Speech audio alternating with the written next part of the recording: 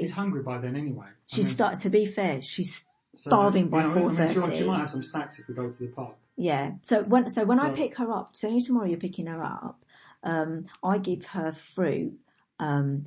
So I give her fruit if you're able to do that, because she will expect it from you. Well, in the past, I bought fruit before. I buy little fruit medley boxes for her, and I got different types of kids snack bars. Yeah, she told me she loves it. But give her granola bar. She likes. But I've never seen her overeating. I mean, the plate size are quite appropriate. Sometimes she doesn't even eat all the food. Don't worry if she doesn't eat. No, she's had a good lunch. Don't worry. Don't worry. She'll eat if she really eats just a tiny bit, I'll try and push her to eat some more. Yeah. But she likes sweets. Obviously. When there are sweets, then she might go. So we always do treat after dinner. Yeah. Even like sometimes some of the treats you have, she won't always eat all of it. She eats until she's happy. She doesn't. So, she's not greedy. No. She was saying that she couldn't have the milk because it was too full. She says, it's too. I ate late, so I don't know. With you or with your mum? So she then repeated to me, but she said it to me on more than one occasion. On that particular occasion, she was R8. My mum was like, but with your mum? Yeah, and I got home very quickly soon before bedtime, because I got home to start bedtime routine. And my mum had sat in bed with her to read story to calm her down. But on other occasions on Tuesday, she felt she had dinner too late. She said this a number of times. I don't know if in her head she thinks it's late because it was after bath. Maybe she associates it. I've had bath, and I don't know. Most of the time she's actually having the bath. So because now what we're doing is having the bath so that we can then get onto the bed and do the reading. Yeah. So she's eating before the bath. Oh, but right. I'm just trying to understand. So, okay. Even if she said that I'm too full, is there a concern about that? She's done it a number of times where she felt like, I just wanted to check how late she got fed, because I don't know. Not later than 6 o'clock. Yeah, not later than 6. So because by then it's 6, and then you have the bath, and then we've got 7, and the homework and all that. I try to have her finished from her eating by 6 o'clock, so that we've got time to go to the bath, have the bath. All right. We can lay down for 15 minutes. You might get this when she starts overnight stays. I'll be interested to hear what she says to you about it, because I get see, what you've got to appreciate, I get a lot of displaced anger. So if she's fucked off about something, it will be, so the morning after, on the Wednesday morning, she just attacked me in the morning. Like shouted at me, screamed at me. What, after the Tuesday? Yes. Okay. Yes. And I just thought, I'm not going to respond to this because something is upsetting. Is this the Tuesday last week? Yes. The one where Pilar came round? Yes. So she attacked me in the morning and was screaming at me, and I'm like, Gilletta, what have I done? And so I get a lot of this. And what did she say? I said, so I let her calm down. And what did she say to you? Oh, she was like demanding things from me. Mm-hmm. I want this, I want that, when are we going to do that? Hurry up and do this. I'm like, okay, we're getting ready to pick up Gabriella to go cinema. And she was just being a very offish, like, coming across very angry in her communication. And I thought, she's angry, let's just let her, she's going to have her play date, she'll probably calm down. And she did, she calmed down. We had Gabriella, they went to the cinema, they played really well. We dropped Gabriella home, came home, got into the shower. And I was like, is everything okay? Did you have a good day? And then we started to talk, and she just said, so actually the last night, you remember I said I texted you on the Tuesday, she was anxious that she hadn't got all her family in, and it bugged her. Oh yeah. Yeah. And I don't know whether that then caused her to shout at me in the morning. So Pilar only gave me 8 box. I've got 100 members of the family. I'm going to text Pilar and tell her, don't worry, I promise. And she got upset. I said, did you enjoy it? Yeah, I enjoyed it. But then she said, but then I didn't have time with Daddy. I wanted time with Daddy. I was like, did you enjoy the activity? Yes, it was fun, but another time. And I don't know whether that pissed her off. I don't know whether she was tired and I don't know.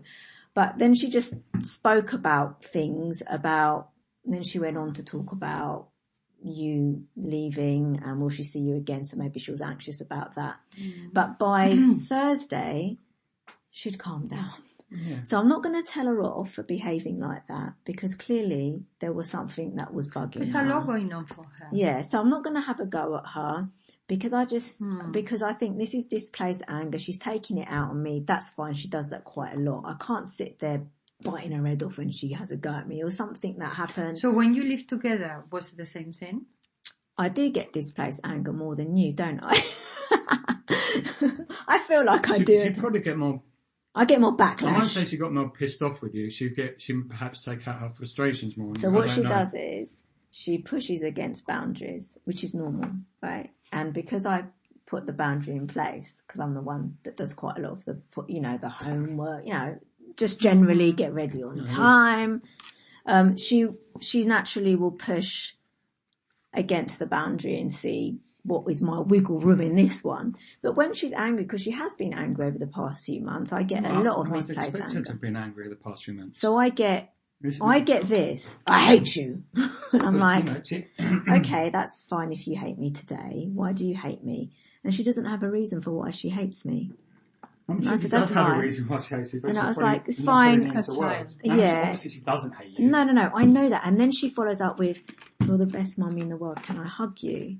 Because she obviously then feels, I shouldn't have said that. I'm sorry I said that. And I love you. And I said, it's okay. I said, Giulietta, it doesn't matter what you say to me, how you behave.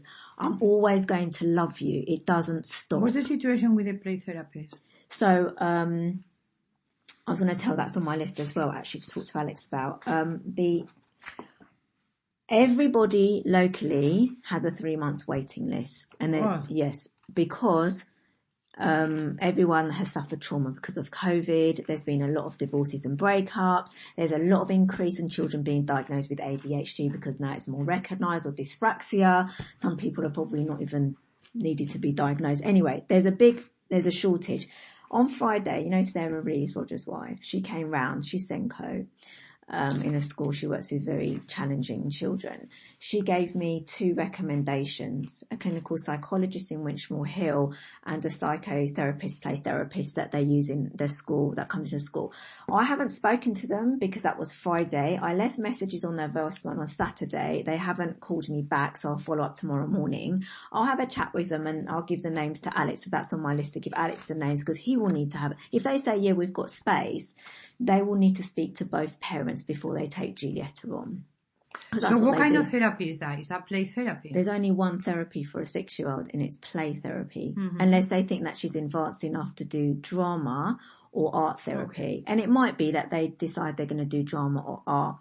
But she's assuming they have time. Yeah, so these are another 2 people, and I'm hoping that one of them has and hopefully to do it in school, because school is really the best place to do it. So that's probably what she needs that. What she needs. She does have need a space to talk about. Yeah, so she could talk about me, how she feels about me. To be fair, she talks loads about me and how she feels about me. We have these conversations all the time. And I said to her, when she talks about Alex, I said to her, do you feel you can talk to Daddy? So, Daddy could talk to you about these things as well. So she asked me, so I'm just going through my list because I know we're going to be short for time. We've spoken about to make sure that this keeps recording. So she has asked me to ask Daddy. So I picked up in your report mentioning of 2 dads and step parents.